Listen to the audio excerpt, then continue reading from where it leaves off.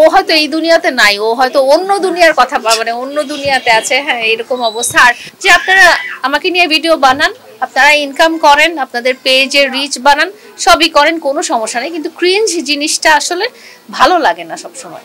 আমি দেখেছি এর আগে এই ছেলেটা, যখন আমি ছেলেটার হিস্ট্রি দেখতে গেলাম, দেখেছিলাম যে এই ছেলেটা আগে বিডি ইমরানের সেলুনেও গিয়েছিল।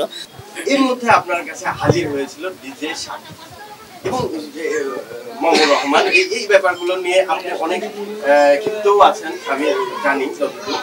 এই ব্যাপারটা নিয়ে একটু আসলে সবকিছু লিমিটের মধ্যে থাকা ভালো। যখন লিমিটটা ক্রস করে যায় সেটা তখন আর এন্টারটেইনমেন্ট লাগে না, তখন সেটা আর ভালো লাগে না আসলে।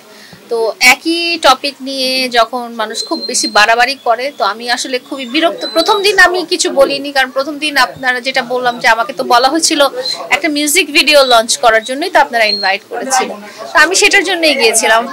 আপনারা তো জানেন যে আমি কোনো লঞ্চিং প্রোগ্রাম বা গ্র্যান্ড ওপেনিং প্রোগ্রামে যাই। তো ওখানে যাওয়ার পরে যখন দেখলাম যে একদম একটা উইয়ার্ড একটা ড্রেসে আমার পাশে বসে আছে এবং অদ্ভুত, আমার তখন মনে হয়েছিল যে ও হয়তো এই দুনিয়াতে নাই, ও হয়তো অন্য দুনিয়ার কথা মানে অন্য দুনিয়াতে আছে। হ্যাঁ, এরকম অবস্থা। আর আপনারা সেখানে এতজন ছিলেন যে আমি আপনাদেরকে ভেদ করে যে উঠে বাইরে চলে যাব, ওই অবস্থাটাও কিন্তু ছিল না। তো যাই হোক, যতটুকু কার্টেসি বজায় রেখে যতটুকু কথাবার্তা বলা সেটা তো আমি বললাম, কিন্তু পরবর্তীতে আমি দেখছি কি এটা বেড়েই যাচ্ছে। মানে একই টপিক ওরা মানে এক্সেস করে ফেলতেছে আমাকে নিয়ে কিন্তু ভিডিও অনেকেই বানায়, সবাই বানায়। আমি সবাইকেই বলি যে আপনারা আমাকে নিয়ে ভিডিও বানান, আপনারা ইনকাম করেন, আপনাদের পেজের রিচ বানান, সবই করেন, কোনো সমস্যা নেই, কিন্তু ক্রিঞ্জ জিনিসটা আসলে ভালো লাগে না সবসময়।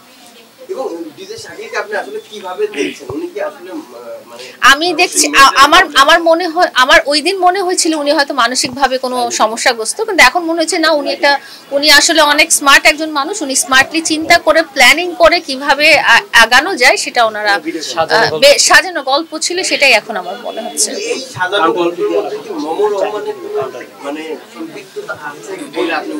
ওনারা তো একসাথেই সবকিছু করছেন, তো ওইটা তো দেখাই যাচ্ছে যে, কারণ আমি দেখেছি এর আগে এই ছেলেটা, যখন আমি ছেলেটার হিস্ট্রি দেখতে গেলাম, দেখেছিলাম যে এই ছেলেটা আগে বিডি ইমরানের সেলুনেও গিয়েছিল।